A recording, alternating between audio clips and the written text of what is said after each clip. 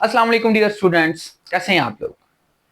जी बेटा, हमने इंथाल्पी की ओवरऑल एक्सप्लेनेशन पढ़ ली थी। इंथाल्पी का डिफरेंस फ्रॉम हीट वो डिस्कस कर लिया था। इसके अलावा कुछ टर्म्स थी जो कि शॉर्ट क्वेश्चन के लिए इंपॉर्टेंट थी, या enthalpy as a long question use हो सकती है इस चैप्टर में।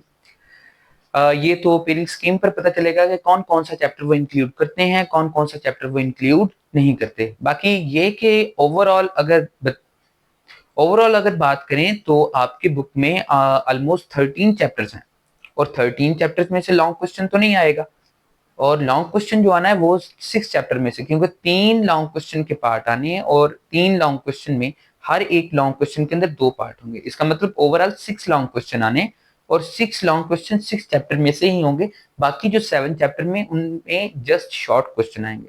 बाकी ये कि ये पेयरिंग स्कीम पर डिपेंड करेगा कि क्या बोर्ड पॉइंट ऑफ व्यू से आते हैं आप लोगों के बारे में।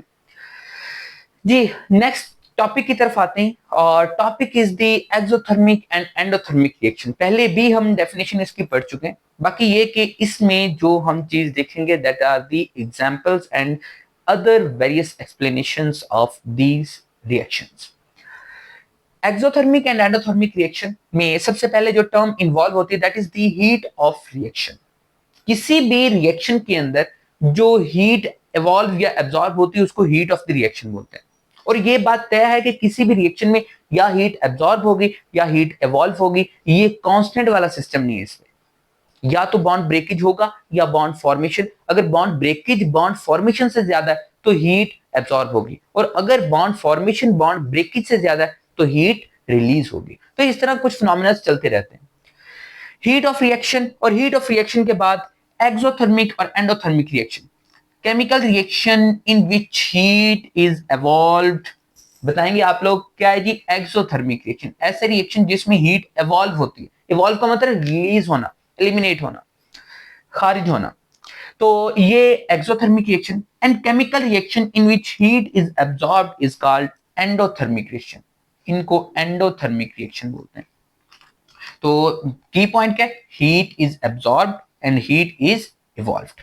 तो ये दो फिनोमेनास हैं, दो रिएक्शंस हैं। इनको इनकी एग्जांपल को डिस्कस कर लेते हैं, और इनकी एग्जांपल्स में बहुत एक इंपॉर्टेंट टर्म यूज होती है जो कि आपके लिए प्रॉब्लमेटिक हो सकती है, उसको भी डील करते हैं। एग्जांपल्स में first example is the water formation.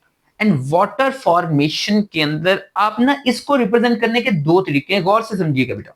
सबसे पहला जो इसको रिप्रेजेंट करने का तरीका है वो ये कि हाइड्रोजन गैस वो रिएक्ट की ऑक्सीजन से, आफ्टर रिएक्शन H2O बन गया। अब इसमें ना ये एक प्रोडक्ट, और इसमें प्लस का साइन डाल के आगे ये प्रोडक्ट की फॉर्म लिखी कि इन दोनों के रिएक्ट करने से एक चीज ये बन रही है, और इतने किलो जॉल एनर्जी रिलीज हो रही है। अब ये प्लस का साइन, ये जो मैंने बताया था कि ये एनर्जी रिलीज या एब्जॉर्ब करता है, वो वाला नहीं है। ये प्लस का मतलब ये कि एक ये प्रोडक्ट एक ये प्रोडक्ट, और इतनी एनर्जी जो है वो बन रही है। अगर वो एनर्जी प्लस की फॉर्म में लिखिए, इसका मतलब कि ये दोनों प्रोडक्ट्स हैं, एनर्जी इतनी हमें हासिल हो रही है, इतनी एनर्जी रिएक्शन से रिलीज हो रही है जिसको हम यूटिलाइज कर सकते हैं, और ये वाटर उसमें से रिलीज हो रहा है, वाटर उसमें से बन रहा है। मतलब इस रिएक्शन के नतीजे में इतनी एनर्जी बन रही है, इतना वाटर बन रहा है। और ये एनर्जी बनने का मतलब क्या है कि एनर्जी रिलीज हो रही है। अब इसको रिप्रेजेंट करने का दूसरा तरीका क्या है, H2 ऑक्सीजन, ये दोनों आपस में रिएक्ट किए, वाटर बना। अब हमने अलहदा करके इंथाल्पी उसकी लिखी है, और इंथाल्पी इसमें माइनस साइन लगाया, क्योंकि इंथाल्पी के साथ लगा माइनस, ये इंडिकेट करता है कि एनर्जी रिलीज होती है।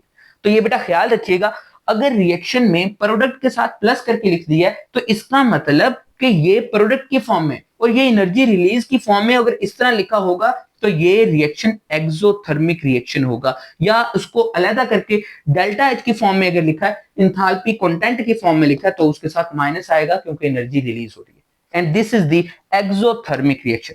और ये कौन सा रिएक्शन है, ये एक्सोथर्मिक रिएक्शन है। नेक्स्ट बात कर लेते हैं। Next reaction is carbon dioxide formation.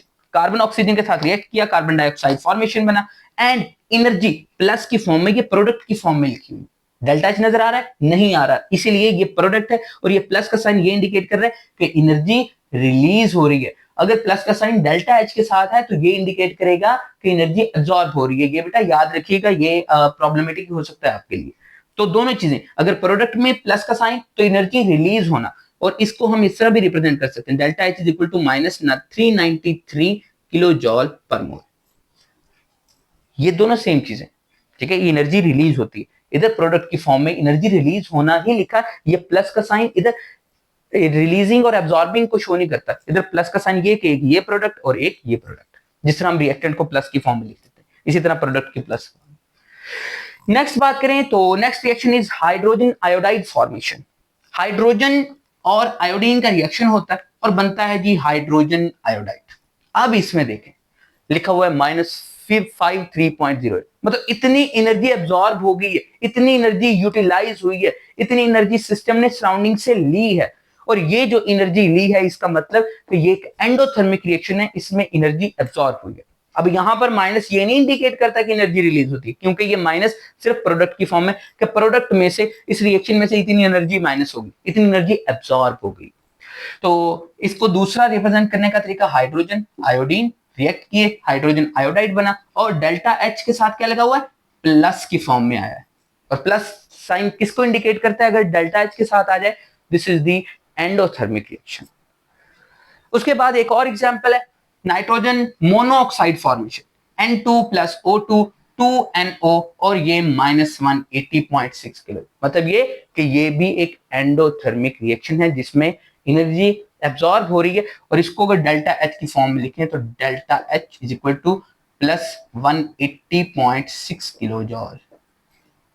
इस तरह बेटा ये एनर्जी शो करनी है आपने। और इसमें ये एक्सोथर्मिक रिएक्शन था, ये भी एक्सोथर्मिक रिएक्शन था क्योंकि एनर्जी रिलीज हो रही थी। ये एंडोथर्मिक रिएक्शन है और ये भी एंडोथर्मिक रिएक्शन है। क्लियर हो गया बेटा बात? तो ये इसकी example. Next daily life examples. कुछ डेली लाइफ एग्जांपल्स में, डेली लाइफ एग्जांपल में ना ये कोई 5 एग्जांपल एक्सप्लेन की गई हैं और पांचों के 5 एक्सोथर्मिक रिएक्शन की है। एंडोथर्मिक रिएक्शन की कोई डेली लाइफ एग्जांपल नहीं लिखी बुक में। तो और ये मैंने एंडोथर्मिक की भी एग्जांपल लिख दी है, तो इसको मैं एक्सप्लेन कर देता हूं। स्टेप बाय स्टेप चलते हैं। सबसे पहले burning of fuel. Burning of fuel, जिस तरह हम जलाते हैं फ्यूल लाइक कोयला, गैस, घर में डोमेस्टिक लेवल पर खाना पकाने के लिए ये चीजें इस्तेमाल होती हैं, तो वो गैस जलती है। गैस के जलने से एनर्जी रिलीज हो रही है, वो सिस्टम से एनर्जी रिलीज हो रही है, तो ये एक एक्सोथर्मिक रिएक्शन है। मेटाबॉलिज्म, हमारी बॉडी में हम खाना खाते हैं, डाइजेशन के दौरान क्या होती है, इसमें से हीट रिलीज होती है, इसमें रेस्पिरेशन होती है और हीट का रिलीज होना ही एक्चुअली क्या था, एक्सोथर्मिक रिएक्शन। और metabolism is exothermic reaction.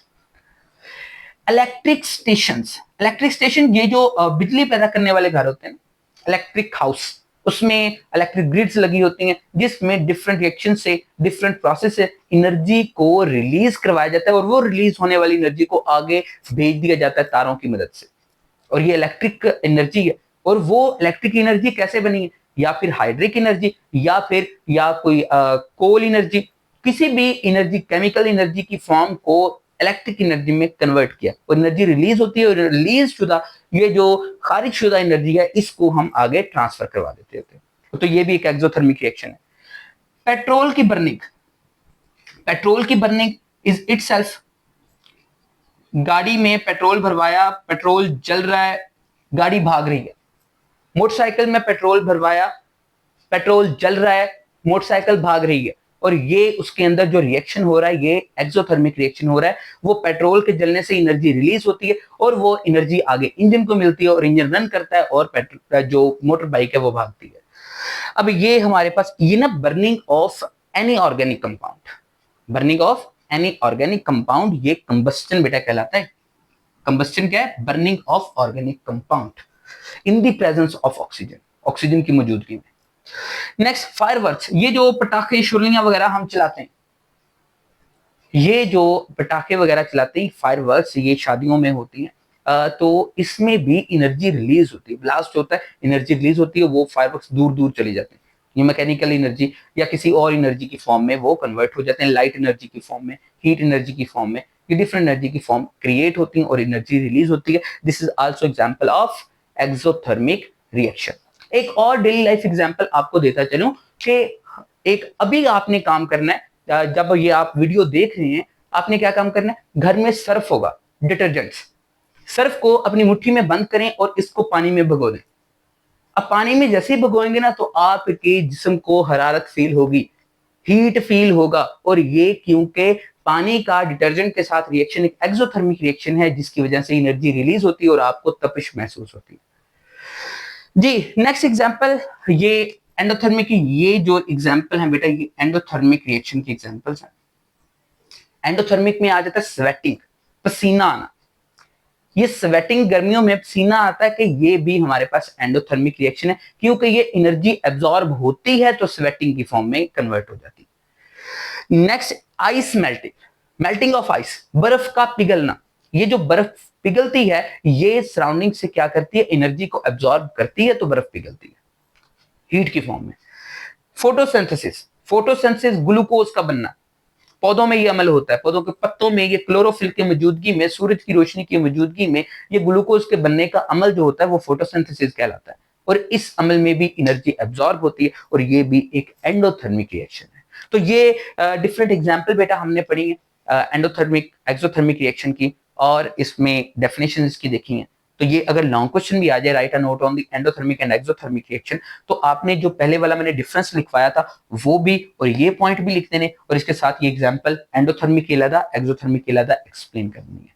Thank you so much बेटा, खुदा हाफिज, अपना ढेर सारा ख्याल रखिएगा।